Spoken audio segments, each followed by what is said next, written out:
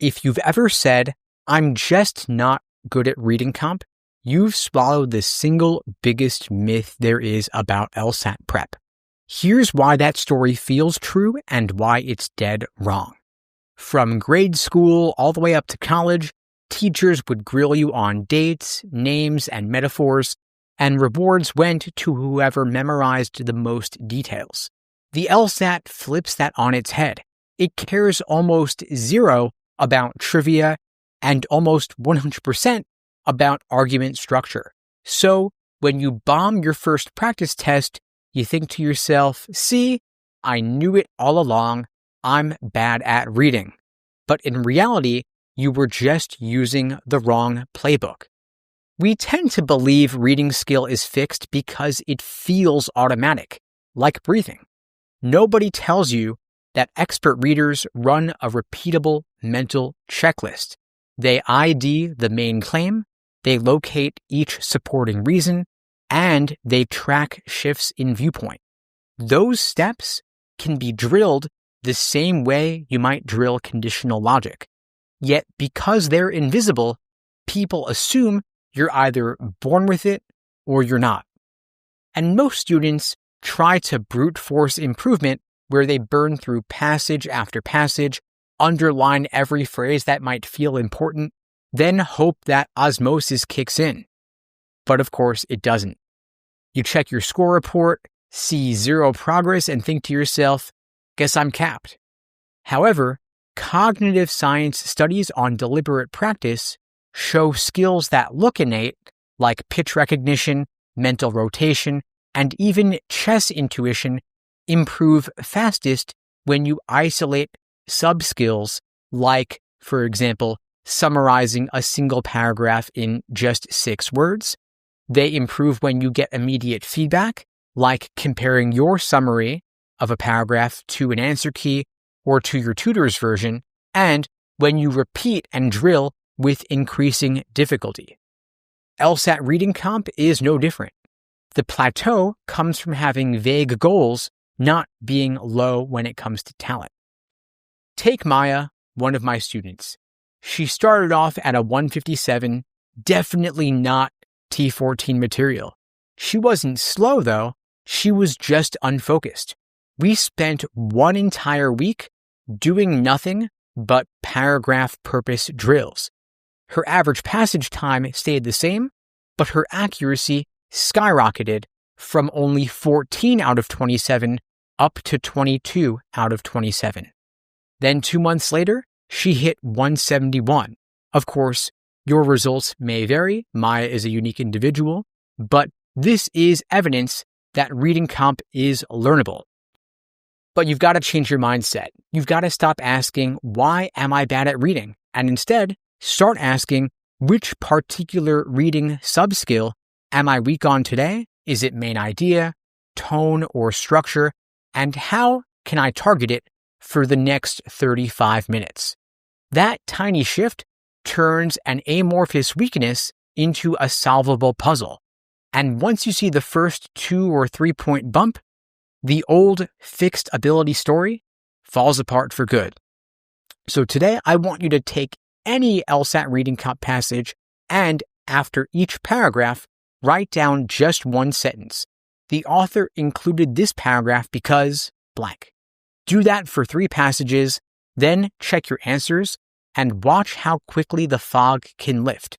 You've just taken the first step toward proving the myth wrong. Now, let me take you back to when I was scoring in the 150s. I was working hard. I treated LSAT reading comp like it was a term paper, underlining obsessively, highlighting with 3 different colors, writing side notes like "author skeptical" or "that's an important example." I felt productive doing all that, like I was doing the smart thing, but here's what I finally realized. All that activity was just noise. Most people, you see, confuse activity with comprehension. It feels good to highlight. It makes you feel like you're engaging with the passage. But what are you actually retaining? Ask yourself this after every single passage. Can I explain the author's point of view and the structure of the argument without looking back? If the answer is no, then all that underlining didn't help, but it actually distracted you. When I took notes on everything, I thought I was locking in key details, but what I was really doing was outsourcing my comprehension to the margins. Instead of engaging with the big picture, I was obsessing over micro phrases. Worse, I didn't reread my notes. On test day, I didn't even have time. So why was I writing them in the first place? Thing is, the LSAT isn't grading how detailed your notes are. They don't care. They are testing whether you understand the big ideas as you read. When I stopped writing and I started thinking through the structure in my head, I read slower, but I scored higher. Every single time I finished a paragraph, I would pause, and I would ask myself, what did that paragraph do? Did it introduce a view? Did it support a claim? Did it add an example? I started labeling paragraphs by function, not by content, and that alone helped me predict question types because the LSAT loves asking about structure and author purpose. And I know it might sound counterintuitive, but you will score higher when you stop trying to do more. You don't need to capture every single detail, and you don't need to underline every contrast. You just need to understand what you're reading while you're reading it. Think about it like this. Would you rather leave a passage with 10 marginal notes and no idea what it was about, or 0 notes and a crystal clear mental map? Even if you do like highlighting and underlining, LSAC's tools are glitchy and unreliable, which makes it nearly impossible to use them effectively. The software lags, the cursor skips. It's not going to help you. If you've been training with perfect tools and perfect formatting, test day will feel like driving with one hand tied behind your back. So why not train for the real experience now? Once I stopped decorating the passages and started digesting the information, reading comp went from my worst section to my best. I wasn't working harder, I was working smarter. And smarter means stripping away anything that gets between you and the author's argument. And so, for your next reading comp passage, I want you to try something different. Ban yourself from taking notes. That means no highlighting, no underlining. Read just one paragraph, then close your eyes and explain what that paragraph did. Then repeat this for every subsequent paragraph. When you finish, write down just one sentence summarizing the main idea. Then check your answers. You will be amazed how much more you understand when you stop trying to capture the passage and just read it with purpose. Let me say something that will sound totally wrong until it clicks for you. If you want to score higher on reading comp, you've got to slow down. Seriously, most people read way too fast. They'll blow through the passage in just a minute or two, hoping they can just go back later to look things up when they need them. But here's the problem. If you didn't understand it the first time, you're not going to magically understand it the second time just because you skimmed it again. We've all been sold this idea that top scorers must be lightning fast readers, that they have a superhuman memory, but that's not true. What they actually have is better comprehension on the first pass.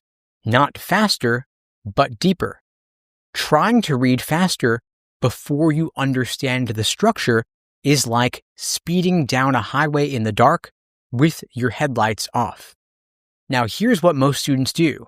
They skim and pick up a few buzzwords like, oh, this passage is about climate change, something about solar panels. Got it. Then they get to the questions and they realize they don't really know what the author was arguing, who disagreed, or what the passage was even trying to do. They didn't read, they just scanned. Strategic readers go slower, but they build a map in their head. For example, it might be that paragraph 1 is setting up the debate, paragraph 2 introduces one side, paragraph 3 counters that side, and then finally in paragraph 4, the author weighs in with support. That map is what saves them valuable time when they get to the questions, because now they know where to look. and more importantly, why. Reading comp is not a memory test. If you're trying to remember every single detail, you're playing the wrong game. Instead, you want to focus on recognizing where ideas live in the passage. Think to yourself, oh yeah, that third paragraph, that's where they had the rebuttal, not the second paragraph said something about data. That way, when a question asks, which one of the following would the author most likely agree with, you're not scanning the whole thing like it's Where's Waldo. You already know where to go. Now, there's a saying in military training that slow is smooth and smooth is fast, and that applies perfectly to reading comp. If you slow down intentionally during your first read and actually digest the structure, you'll move faster on the questions and you'll be able to answer them with more confidence. So try this. After reading a passage without looking back, write down the following. What is the main point of the passage? What's the author's opinion, if any? How did the structure unfold? And what was the purpose of each paragraph? If you can't do this confidently, it's not because you need to speed up, it's because you actually need to slow down and engage more deeply. The idea that you need to finish the passage in exactly 2-3 minutes is arbitrary. Some are denser, some are lighter. The goal is not to finish reading it quickly. The goal is to finish understanding it clearly.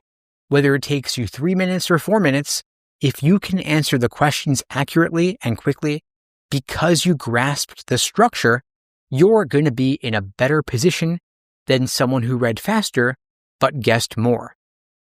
Now, I once worked with 2 students who each scored 160. Student A read fast and finished every passage. Student B read slowly and sometimes didn't get to the last question. Guess which one improved faster? Student B, because she wasn't focused on getting to the finish line. She was focused on getting each passage right.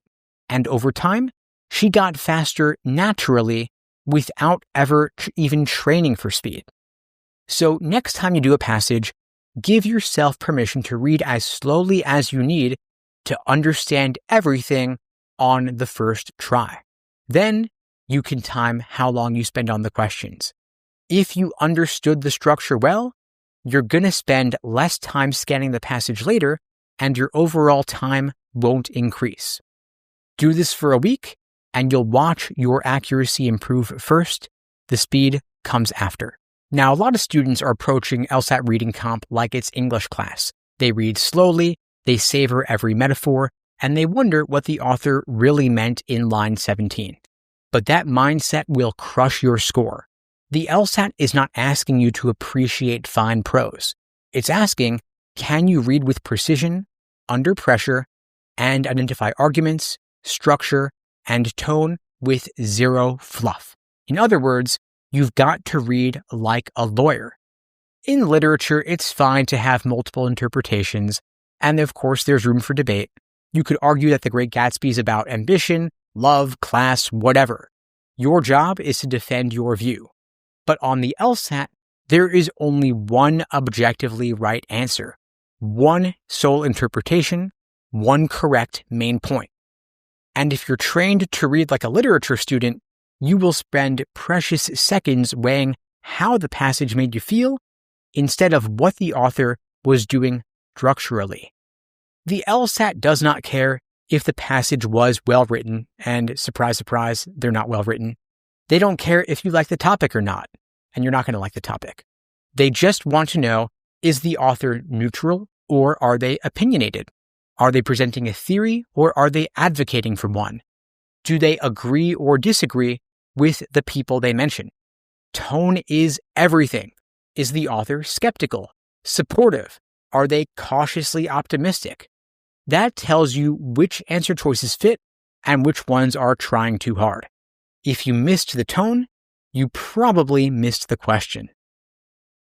You've always got to look for the author's agenda, and you'll often see a structure like the following. Paragraph 1 introduces a theory, paragraph 2 explains a theory, and in paragraph 3, the author jumps in with their take. That last part, the author's take, is gold. The LSAT loves to ask about the author's opinion. And if you miss that moment, you're going to be lost on all those gimme questions about main point, attitude, and purpose. Now, a good rule of thumb is that the author didn't write this for fun. They had a point to make, and your job is to figure out what that point is. Now, top scorers aren't just reading the passages, they are classifying while they're reading. For each paragraph, you want to ask yourself, is this introducing a background idea? Is it outlining a problem? Is it providing evidence? Is it offering a solution? Or is this where the author weighs in? Once you get good at this, you're not going to need to reread to find the structure. You will have it labeled in your head already. For every single passage, you want to extract the main idea, which is the big picture. It's the so what of the passage. You want to extract the author's opinion and find out, do they agree, disagree, or do they stay neutral? You want to unpack the structure. How did the passage unfold? What was the purpose of each paragraph? And you want to ID contrasts and shifts. That's where things change, whether it's tone, viewpoint, or argument. If you finish a passage and you have not extracted all of these things, you were not reading strategically and you were just consuming words. And the irony is, when you slow down to classify structure and tone as you go, you actually speed up overall because it makes the questions easier. Instead of rereading and guessing, you say, oh, they asked about the author's view of the critics? That was in paragraph 3. The author was skeptical. They said the reasoning was flawed. Boom, answered in 20 seconds flat, no guesswork, no stress. Now compare that to a student who just read through the passage. They've got to go back, they've got to skim, and they're second guessing themselves, wasting valuable time. Now the LSAT loves throwing dense detail at you, technical phrases, complicated theories, historical facts, and if you treat every sentence like it's equally important, you're going to be burned out by paragraph 2. So train yourself to separate what's illustrative, which is examples, data, context, from what's argumentative, like claims, tone shifts, and conclusions. Details exist to support the structure, not to be memorized. Don't get lost in the weeds here. So your action step is to do one passage with a single mission to ignore the details. Focus 100% on identifying what is the author's main point, what's their tone, what's the structure, and where did the key shifts happen. Then go back and write one sentence per paragraph explaining what the paragraph did. Not what it said, but what it did, because that is how lawyers read, and that's how high scorers read. And with practice, it'll be how you read too. Now, if you've ever looked at an LSAT reading comp question and thought, these all sound terrible, you're not alone. In fact, that reaction means you're getting closer to how the test actually works. Because here's a truth nobody tells you. The right answer on LSAT reading comp is rarely amazing. It's usually just the least confusing, least objectionable, least wrong choice in a batch of frustrating, terrible options. This is one of the most important mindset shifts you can make if you want to score 170 or above. Most students try to find the correct answer like it's hiding in the passage somewhere, waiting to be discovered. They go in looking for a perfect match, and when they don't find it, they panic. But top scorers do something different. They assume none of the choices will feel perfect. So instead of falling in love with an answer, they go on the attack. They say, let me find 4 things that are definitely wrong and choose the last one standing. This is not about loving the choice. It's about surviving. Now here's a common trap. You read a choice, it sounds vague, maybe a little off. You read another one, it sounds smoother, more confident, more appealing. So you pick the one that feels right. Then you review and you realize the smooth answer added a small detail that wasn't actually in the passage, or it made a stronger claim than the author ever did. The one that sounded awkward, it was safe, it was precise, and it was careful with its language. And that's what the LSAT rewards. If an answer feels off, don't reject it immediately. Ask, is it off because it's wrong or because I expected something flashier? LSAT choices love using words like always, only, all, must, and never. But those extreme words are red flags. They're not always wrong, of course, but it's usually worth double checking. LSAT passages are rarely that absolute. So when a choice makes a sweeping claim, pause and ask, did the author actually say this? Or am I reading in something that wasn't truly there? On the flip side, the right answer will often hedge. They'll use words like some, may, could, or generally. They all sound weaker, but are often more accurate. Now, one of the LSAT's favorite tricks is the trap answer that starts off strong, then quietly goes off the rails. Let's say the first half of a choice is a perfect summary of paragraph 2, but the second half throws in an assumption that wasn't in the passage, or it flips the author's stance, or it extends a claim beyond the scope. You might read the first 10 words and think to yourself, oh, this has got to be it. Then you stop paying attention. Boom, automatically wrong. The LSAT tests your ability to read to the end. So don't just scan. Don't just look for the buzzwords. Evaluate every single part of the choice. Now, sometimes a single word could mean the difference between right and wrong. For example, a wrong answer might say the author criticizes a theory. The right one might say the author questions the theory. Small difference, but it means everything. Criticizing is more aggressive. It implies the author is attacking. Questioning is a lot more neutral. It suggests skepticism, but not full rejection. The LSAT does not waste words. If the wording feels slightly off, you want to dig deeper, that wording choice is going to be intentional. Now, early in your prep, you'll often be wrong for the right reasons. You'll knock out 3 choices perfectly, then choose between the last 2 and pick the wrong one. But don't beat yourself up over this. That's not failure, it's actually progress. Because your process worked. You narrowed it down to 2, and you showed that you understood the passage. You just need more reps to sharpen your judgment on those final 2. The goal here is to build a process that's repeatable even under pressure. Now you've got to remember, the right answer is not necessarily good, it's just less bad. So stop searching for the magical, perfect sounding sentence. That just is not how LSAT reading comp works.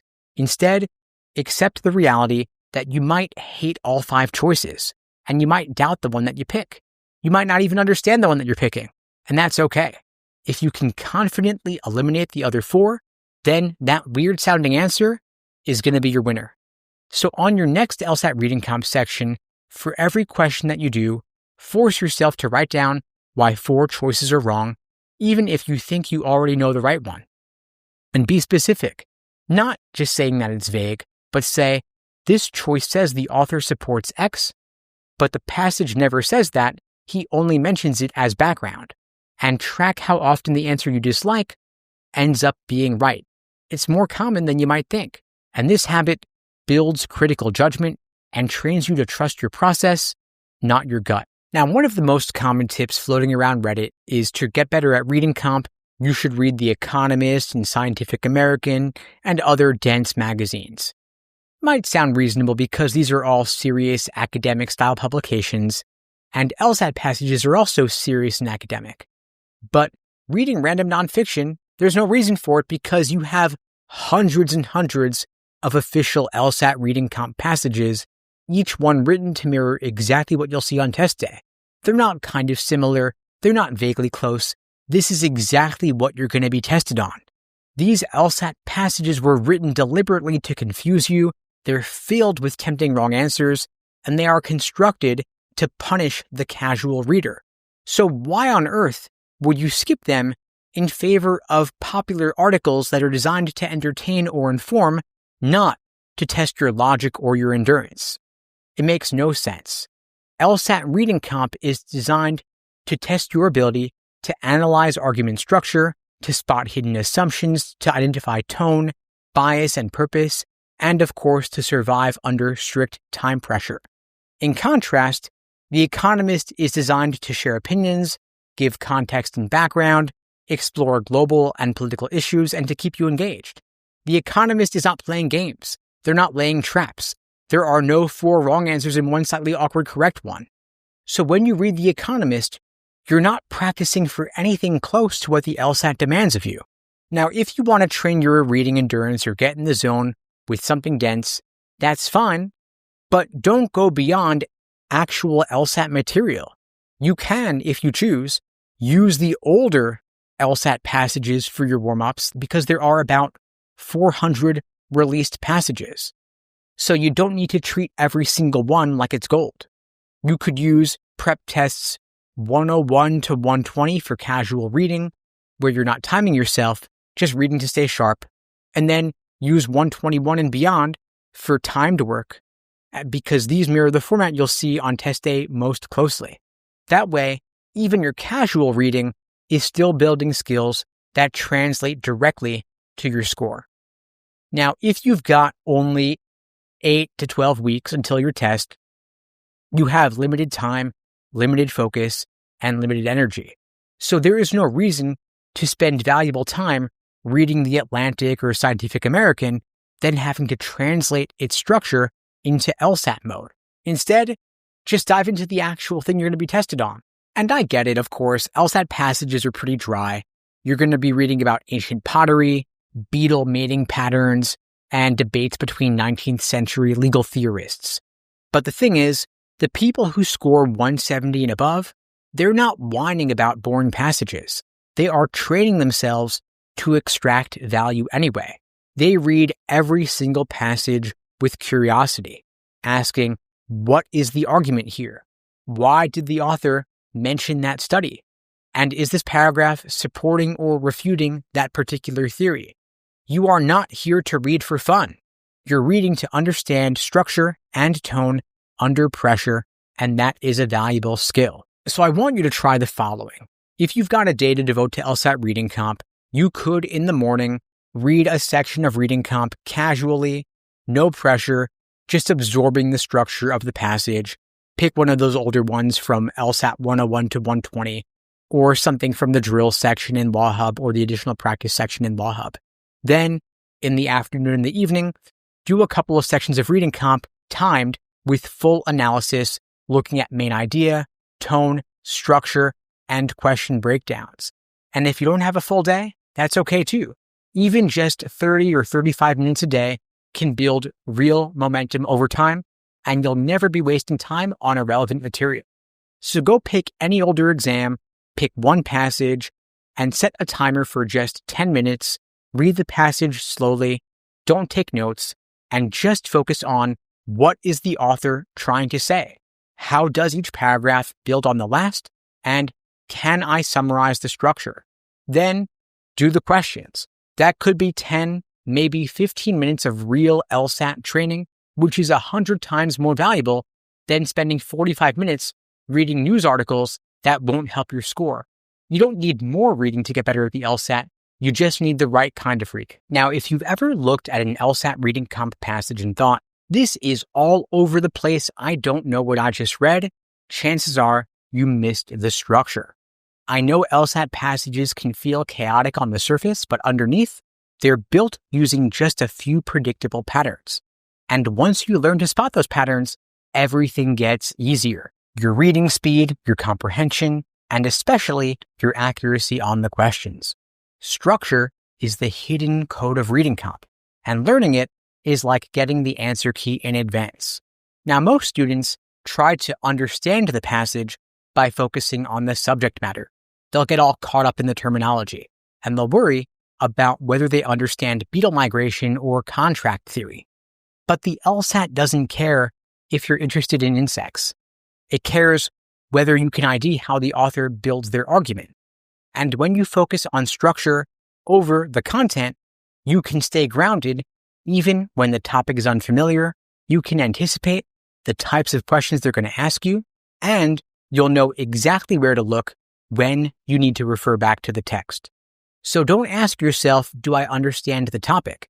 Instead, ask, do I understand how the author is organizing this information? So now I'm going to share with you the 4 most common patterns LSAT passages follow. The first is a transition from an old idea to a new idea. This is when the passage starts off with a commonly held belief, theory, or historical perspective. Then they'll introduce a new way of thinking, new evidence, or a challenge to the old model. In these passages, you're going to see phrases like traditionally, it was long believed, followed by however, recently, and new research suggests. LSAC loves this structure because it sets up contrast-related questions. The second big structure is where you have 2 different viewpoints, which are like 2 different sides of a debate. Now, they may or may not tell you in the passage which side the author prefers. What you're going to want to look for is where paragraph 1 sets up the issue, paragraph 2 lays out one viewpoint, paragraph 3 gives you the opposing view, and paragraph 4 will be either neutral or be where the author jumps in with their own opinion. For these passages, you can expect questions about the author's stance, the strengths and weaknesses of each viewpoint, and how the 2 relate. Now, the third big structure is a problem followed by a solution. These start off with a problem or an apparent mystery, then they provide a possible explanation, theory, or fix for the problem. You want to look for phrases like, X has long puzzled scientists, or to address this, ... or a recent proposal suggests, ... These questions will often ask you to ID the main problem or evaluate the proposed solution. Now, the fourth big structure is a theory followed by evidence related to that theory. So they start off by putting forward a claim or hypothesis. Then they spend the rest of the passage providing support, data, or examples. So they'll say things like, it has been theorized that, or in one study. And the nice thing is, this passage structure is most similar to what you'll see in logical reasoning. So you're going to want to focus on spotting the core argument and then determining how each example supports that argument.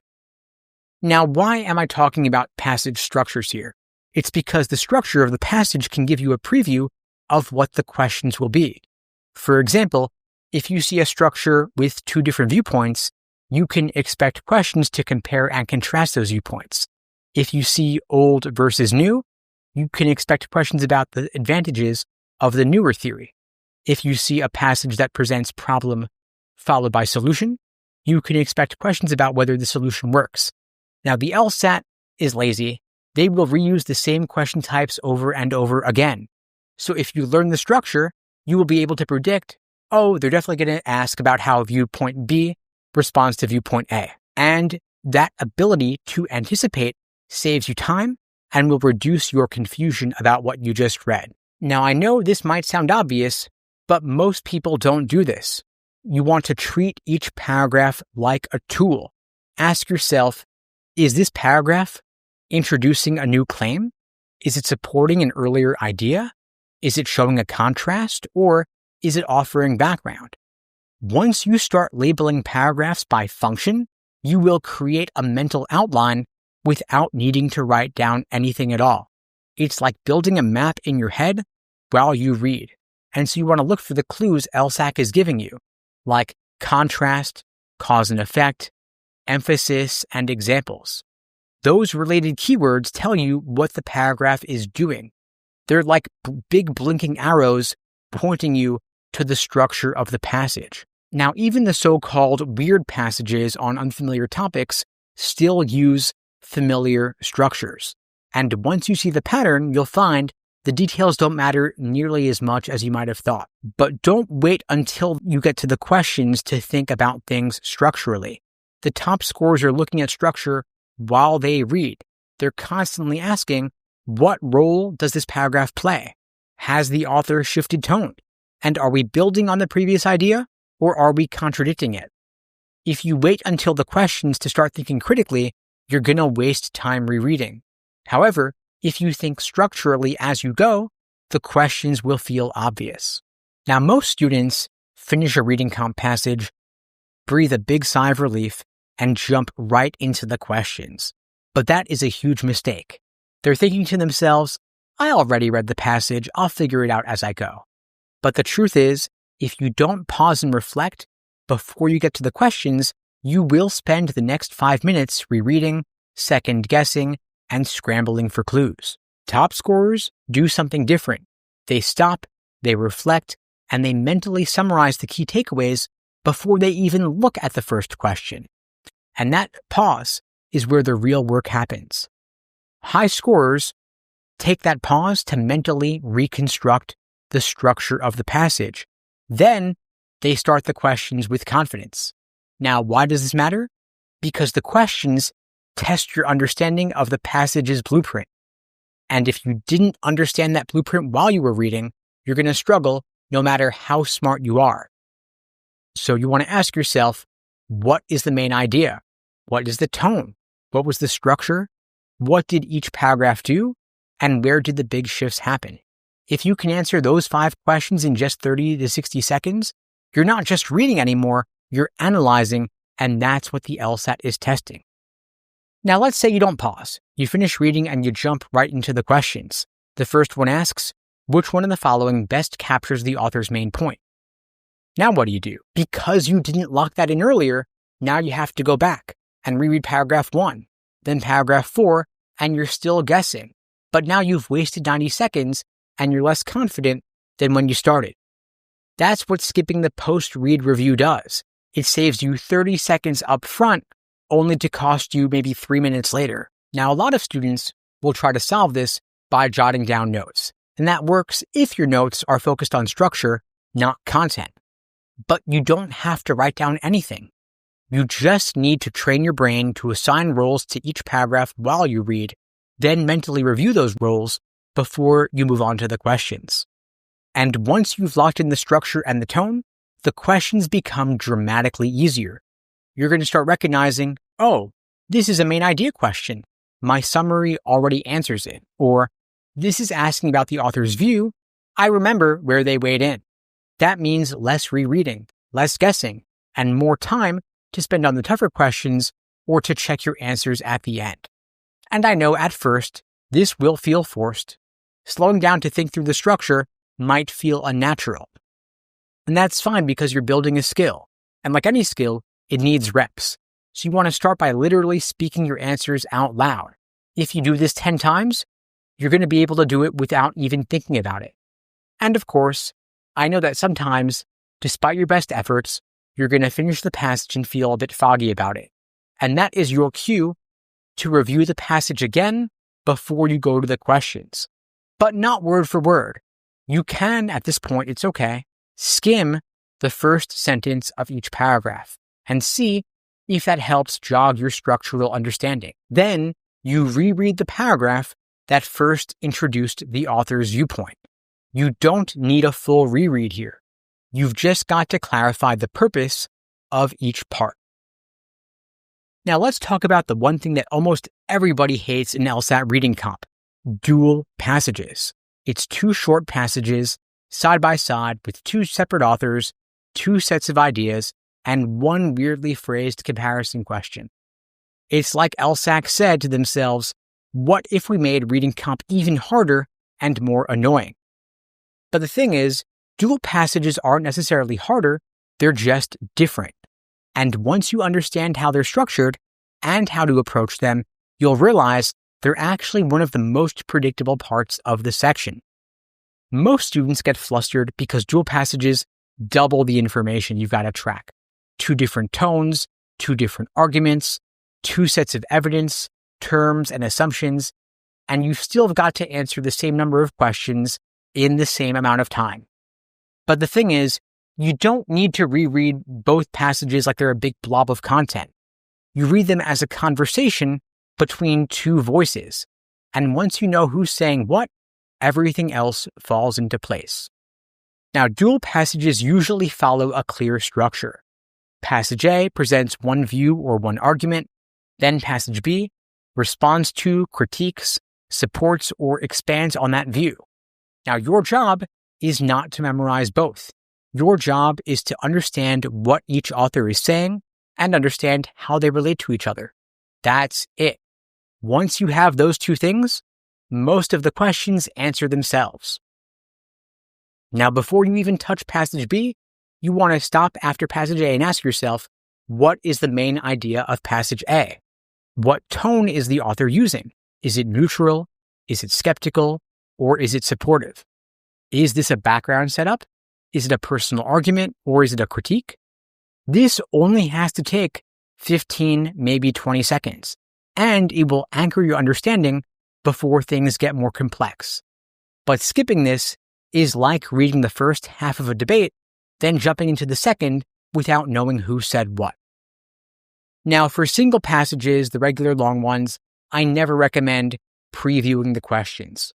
But for dual passages, it could help, especially when some questions ask only about passage A and some ask only about passage B. So if you see one that refers to only one of the two, stop, because that means you could safely read only one of the passages, answer those specific questions, then go on to the other one. Now, if you're running low on time, I understand the temptation to maybe skip the dual passages entirely, but they are not always the hardest one. They're just different. So if they stress you out, maybe you want to do them first while your brain is still fresh going into this section, or if you want to do the dual passages last to build your confidence doing the long passages first, that's fine also. But whatever you do, don't waste time trying to find the easiest passage first. If you want to score even just a 160 or above, you're going to be doing all 4 passages anyway. So for a simple overall process to dual passages, try the following workflow. Read passage A, summarize A's main point and tone, do any passage A specific questions first, then and only then go on to passage B, summarize B's main point and how it relates to A, and then fill in or prephrase the following sentence. Author B would say that author A is blank and instead believes blank. This allows you to better compare and contrast the two. Then answer the questions and you'll see how much faster they go. Now, mastering dual passages is like unlocking a secret level in reading comp. Yes, of course, they are different, but they're also the most predictable part, if you know how to read the conversation between the authors. Now, let's face it, taking the LSAT on the computer is different from taking it on paper. And for a lot of students, that small change makes a big difference, especially on reading comp. Maybe it's because your eyes get tired faster. Maybe scrolling breaks your flow. Maybe you feel like you just can't focus the same way when it's on a screen. If that's you, you're not broken. You're just reading the wrong way for the format. But the good news is, there are tools that can help you train your brain and your eyes for the online experience before it becomes a problem on test day. Of course, on paper, your eyes can scan naturally, you can glance back, point with your finger more easily, and jump around without any friction. But on the screen, everything changes. You've got to scroll instead of flipping pages.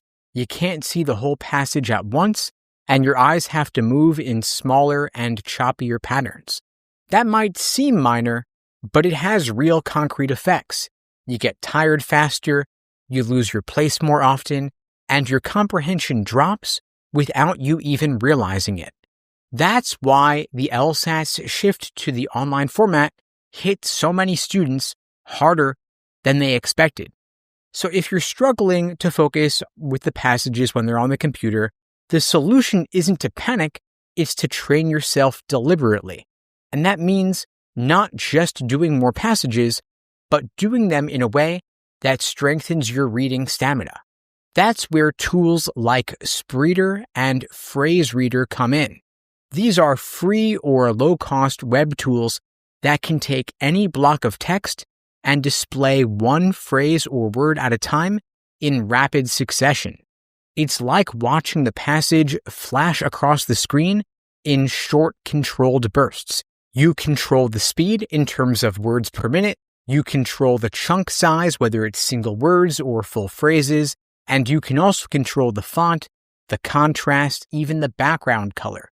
This forces your eyes to stay focused, stop backtracking, and absorb things at a steady rhythm.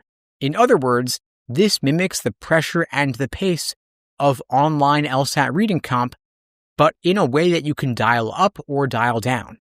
Now, let me be clear, this is not going to make you smarter. It's not a magic solution, but it will help you build your visual focus for longer stretches.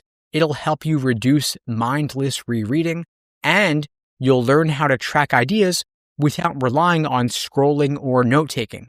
It conditions you to engage with dense material in motion, which is exactly how the online LSAT feels under time pressure. Think of it like training altitude before a race. When you go back to regular passages, things will feel easier. So here's how to use this with real LSAT passages. Take an older LSAT reading comp passage, put the text into Spreeder or Phrase Reader, and set a speed that feels slightly challenging but not impossible. Then read it through once, pause, and answer the following questions. What's the main idea? What role did each paragraph play? And what was the author's tone? You don't even need to do the questions here.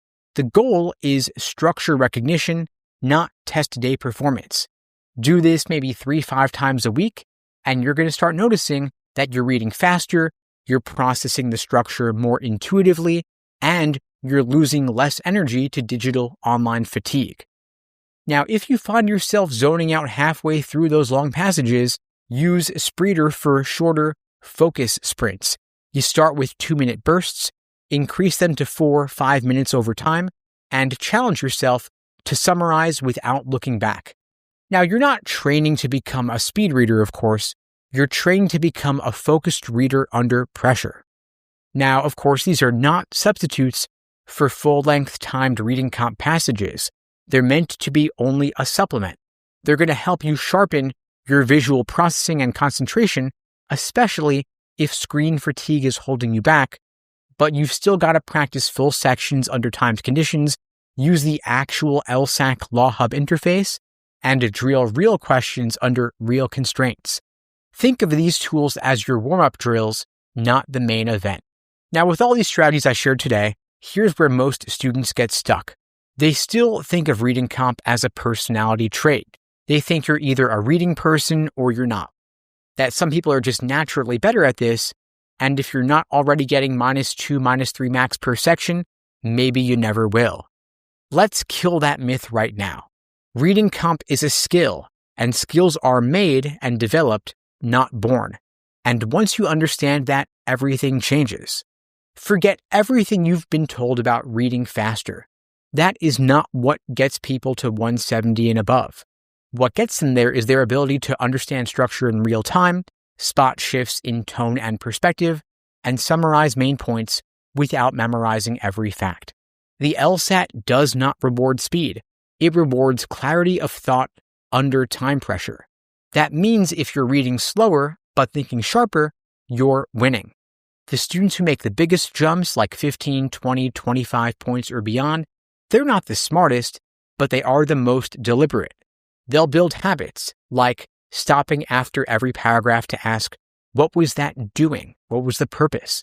They are reviewing the structure before hitting the questions, and they are eliminating 4 answer choices calmly, even when none feel perfect. They don't rely on hope or memory or luck. They follow a repeatable process. And that's what makes their performance predictable, even when the topics are obscure, boring, or just plain weird. This test will throw at you ancient philosophy, obscure legal theory, or entomology at you, but you don't have to care about the topic. You've just got to know how to break it down. Top scorers can train themselves to find structure in anything, not just the topics they like. They ask themselves, what is the author's purpose? Is this argument or is it background? And do I need this detail or can I skim it? It's not about whether you're interested in the topic. It's about being analytical. Now, of course, I'm not promising you that you're going to go from -10 to -2 overnight.